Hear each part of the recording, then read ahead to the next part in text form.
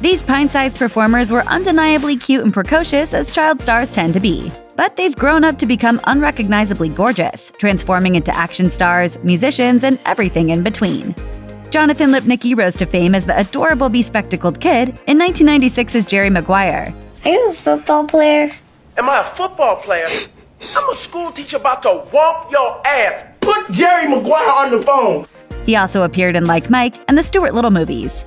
But he struggled with his stardom during his teen years. Though he's consistently landed roles since his child acting days, being a famous kid was rough for the young star. As he revealed on Instagram, "As a kid/teen, I was made fun of relentlessly by some people. I was told I was a has-been and would never book a job again. I was made to feel like garbage every day of middle school to the point where I had a panic attack every night before school, because I wondered how I would get through the next day." Fortunately, Lipnicki has put his self-doubt behind him, and his brand new confident exterior is unrecognizable from the adorable kid he used to be. Not only is he still acting, but he's also managed to become a brown belt in Brazilian jiu-jitsu, and has some major muscles to show off from his hard work. And yes, he finally graduated from braces. Josh Peck will probably always be known as a Nickelodeon star. Part of the reason his beloved sitcom Drake and Josh worked so well was because Peck was the polar opposite of his co-star Drake Bell. While Bell played a smooth-talking, ultra-attractive ladies' man, Peck was the chubby, nerdy brother, but oh how the tables have turned. Since the early days of Drake and Josh, Peck has lost about 110 pounds, while Bell has navigated bankruptcy and DUI charges. In a 2008 interview with Parade, Peck admitted, "I always had a weight issue since I was a young kid. I just realized that I was not really happy, and I decided to become healthy. Hopefully I will be able to keep it off." The dream is to whip off my shirt and have like just a 4-pack I'd be okay with, a 2-pack even a dad bod. These days, Peck is less of a nerdy sidekick and more of an actual star. His YouTube channel has more than 3 million subscribers.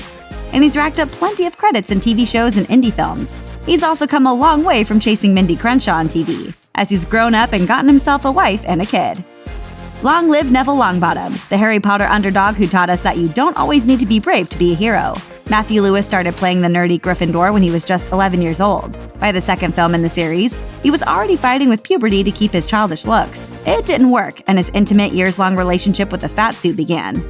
As he revealed to the AV Club, he lost weight and thought his part might be recast. Instead, he kept the role and had to deal with the fat suit, false teeth, and false ears.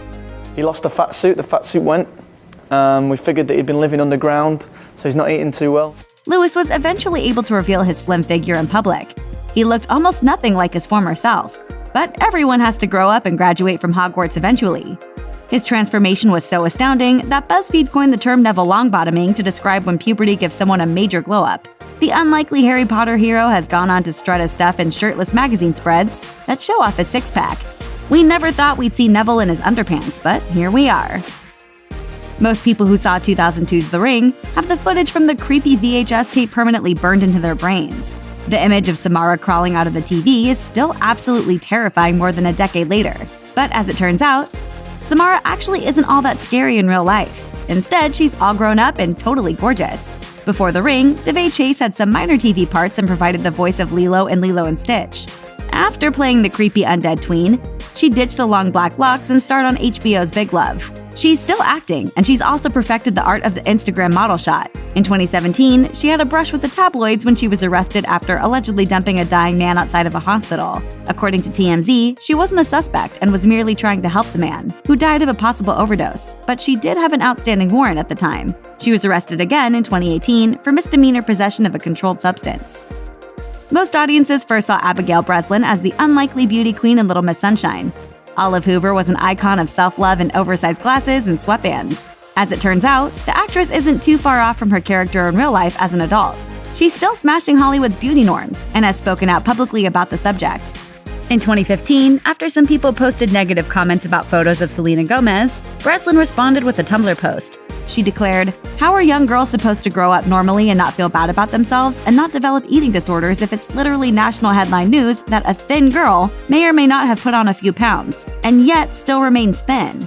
Breslin doesn't just spend her days smashing the patriarchy and defying beauty norms. She's still acting, including a high-profile series regular role on the horror comedy show Scream Queens. She also released a biting breakup song called You Suck in 2014 that sent 5 Seconds of Summer fans into a frenzy, as the inspiration for the song was reportedly that band's lead guitarist Michael Clifford. Before Sia enlisted Maddie Ziegler to play a miniature version of herself, Alyson Stoner was the original music video dancing tween. She first rose to fame in multiple Missy Elliott clips, including Work It and I'm Really Hot. That success led to roles in flicks like Cheaper by the Dozen and the Step Up series. But growing up in the spotlight wasn't easy for her. As she told Romper in 2019, "The machine is not really designed for overall human health. You know, it chews us up and spits out. And we stay because we hope to raise and inspire other people and create impactful material. But ultimately, the chaos and the daily fear of being unemployed over and over again, and the highs and lows and the volatility of it all, is not for the faint of heart." Perhaps as a result of that experience, Stoner ended up firing her TV and film team to focus on her music career. As an adult, she looks almost nothing like the pigtailed little girl she used to be, and in 2018, she revealed another big transformation. In a Teen Vogue op-ed that detailed her difficulty with coming to terms with her own orientation, she revealed, "I, Alyson, am attracted to men, women, and people who identify in other ways. I can love people of every gender identity and expression." Nicholas Hoult has come a long way since starring alongside Hugh Grant in 2002's About a Boy. He's not just a boy anymore, though his cobalt blue eyes are the one thing that's never changed. He looks almost nothing like his childhood self, and appropriately enough, he's gone on to embark on his most important role yet, fatherhood. In January 2019, he told the Evening Standard, "Having a baby puts you in this place where you go, oh, okay, this human is going to change a lot. It makes you value time differently, which is why I talk very quickly in interviews now, because I need to get home to them." Hoult's priorities have obviously changed in adulthood. Beyond being a father, he's also transformed into a full-fledged movie star. After a recurring role in the British teen drama Skins, he was initiated into the X-Men universe as the Big Blue Beast. On top of killing it at the box office, his 2018 period drama The Favorite was nominated for 10 Oscars.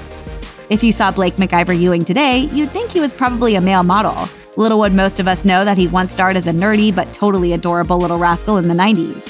Specifically, he played bespectacled troublemaker Waldo in 1994's The Little Rascals. He had a bit of a reputation as a childhood antagonist, as he also played Michelle's rival Derek on Full House. Do people still come up to you wanting you to sing Yankee Doodle Dandy? Constant. Yeah. Though child stardom is notoriously difficult and many former kid actors burn out in a string of DUIs and drug arrests, Ewing doesn't regret a single bit of his past life. As he told Lavender in 2014, "I was one of the lucky ones. I wanted to do it. I wasn't pushed into it. I had parents in the industry who didn't want me to do it. But I pushed and pushed. It afforded me a journey that I wouldn't trade for anything."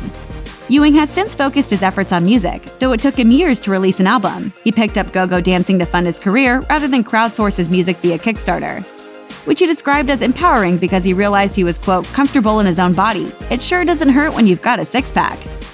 Cole Sprouse's glow-up is a thing of infamy.